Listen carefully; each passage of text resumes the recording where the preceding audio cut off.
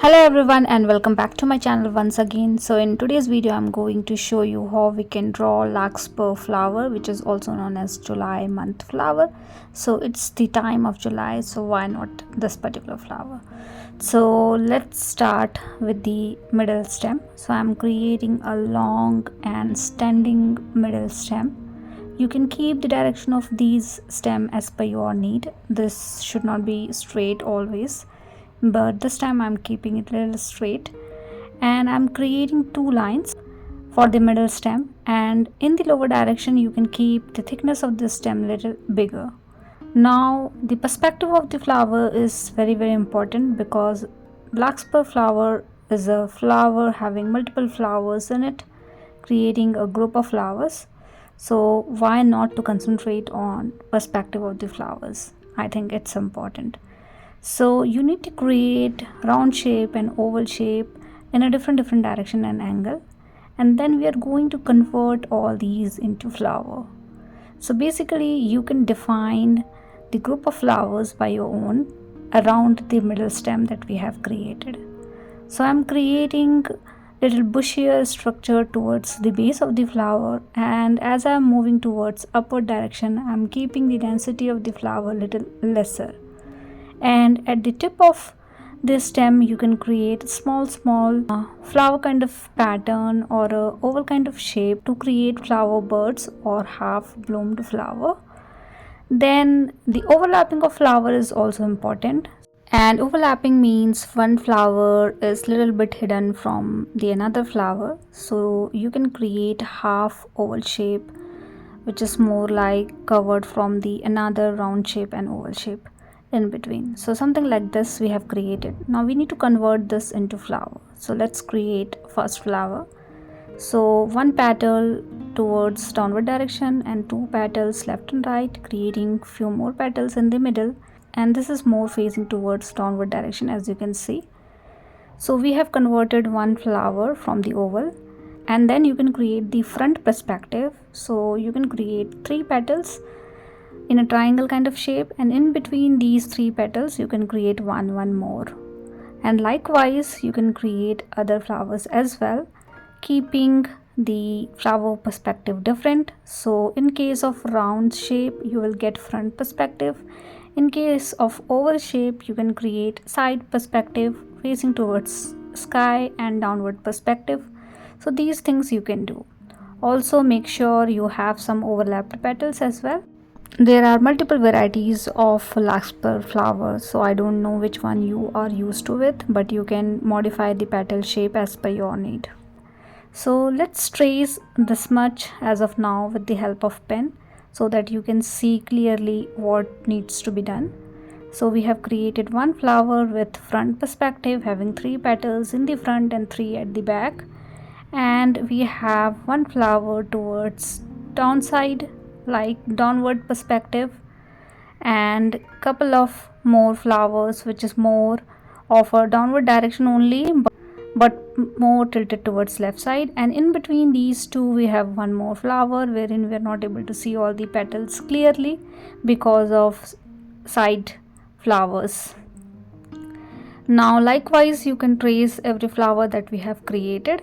So this much we have created with the help of pencils. So I have traced everything with the help of pen. I am using 02 mm needle pen. You can use normal ball pen also.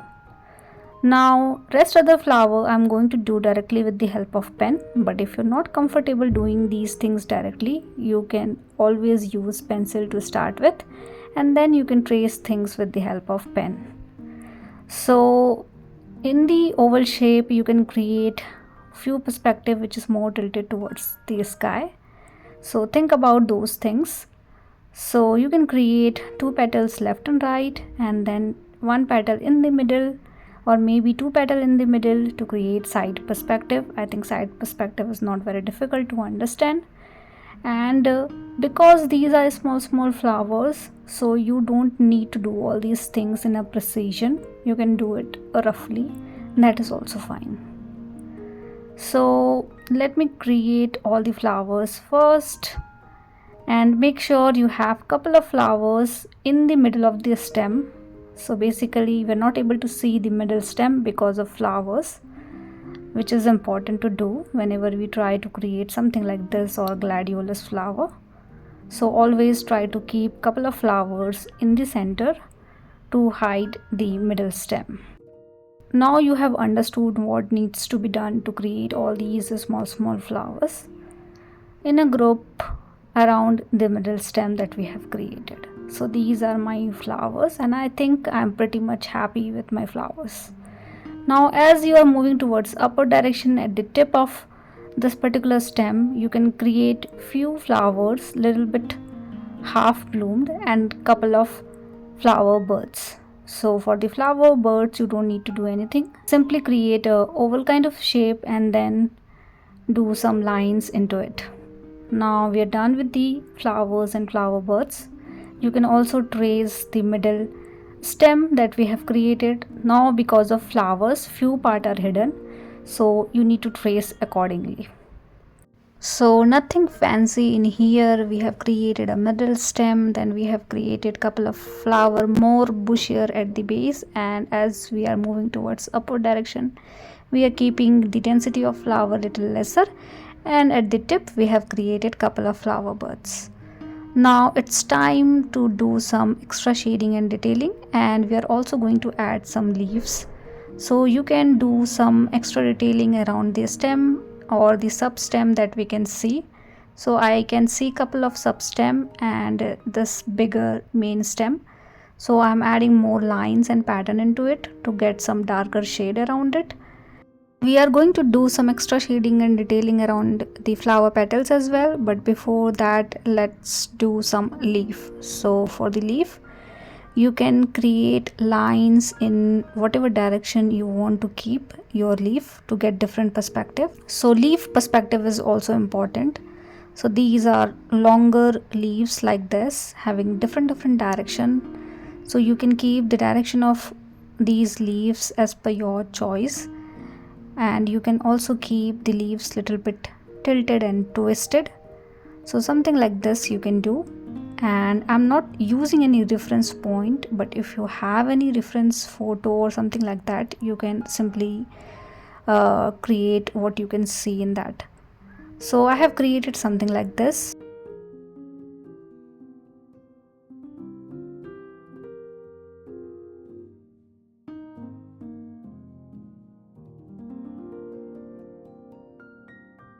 So let me trace everything quickly with the help of pen like we did during our flowers.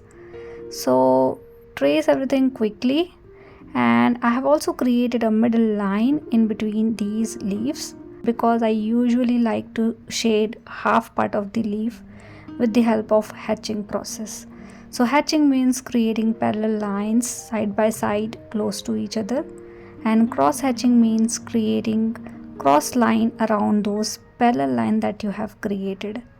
So basically the density of these lines that you are creating gives you the shade whatever needed.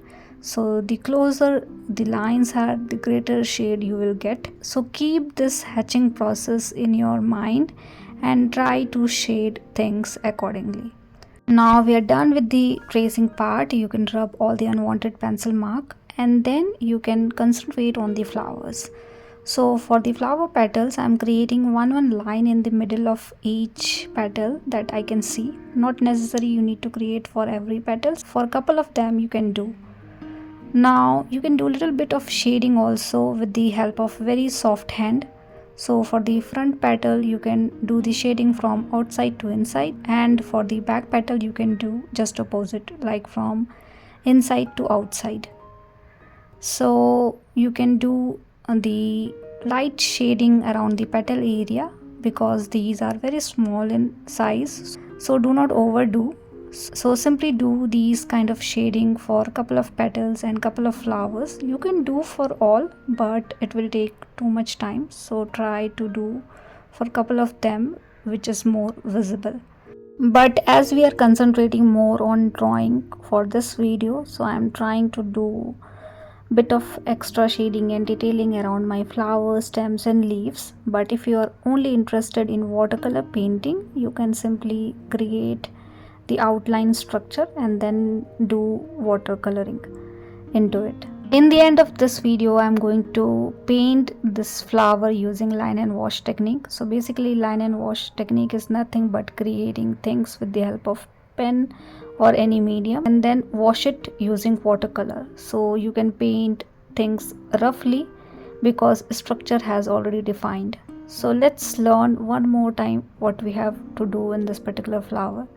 So you need to create couple of flowers at distance, keeping the perspective little different from each other. So you can keep front perspective, you can keep side perspective, and then between these flowers you can create couple of more flowers which is overlapped from another flower. So basically you're not able to see all the petals clearly, and something like this you need to do until you get satisfaction with your composition, and then you can create these flowers as per your need around the middle stem that you have created, and then you can add little bit of leaves around it. So basically you don't need any reference photo, to be frank, you can do it by your own. So let's do some watercolor into it. So I'm using blue color and I am washing it with clean water. So something like this also you can do, or else you can simply put colors into this particular area randomly. Even you don't need to think around any shape or direction or any kind of thing, because everything is defined already with the help of pen. So this is the easiest way to paint flower, is what I feel. So I'm adding little bit of yellow color in between flowers and little bit of green color around it. These things are very simple. I'm just randomly putting this color, not thinking too much. You can simply rub watercolor around this particular area.